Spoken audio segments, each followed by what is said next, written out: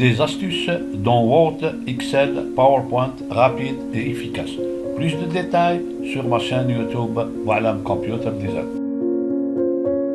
Bonsoir les amis. Pour les fonctions sur Excel, toujours il faut connaître le syntaxe.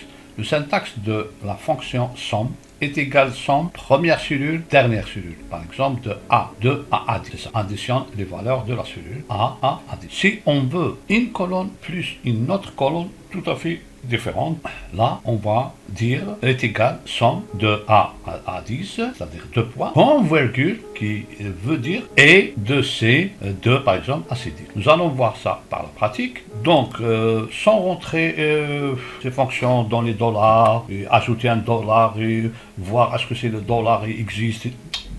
Sans ça. Actuellement, c'est très facile. On appuie sur la somme, il va sélectionner toute la colonne. Si il a bien sélectionné toute la colonne, ok. Si on regarde, c'est à partir de B2 à B13, oui, c'est juste. On va faire un retour. Et on aura le résultat. Simplement, si on veut étaler ça sur les autres cellules, il suffit d'aller là où il y a le plus et on met étalement. C'est la même chose. Ici, c'est la même chose. Si on veut le total de tous les mois, que ce soit ici ou ici, il suffit de faire la somme de ça. On va sélectionner les mois et on aura le total des mois. C'est simple. C'est aussi simple que ça. Par contre, ici, c'est la deuxième syntaxe. Par exemple, on veut avoir la somme, donc la somme de ça par exemple, point virgule, il suffit de faire point virgule, il va vous demander les autres cellules et on pourra choisir autant qu'on veut. C'est ça la syntaxe de somme sans rentrer dans les dollars, ça marche très très bien. Je vous remercie.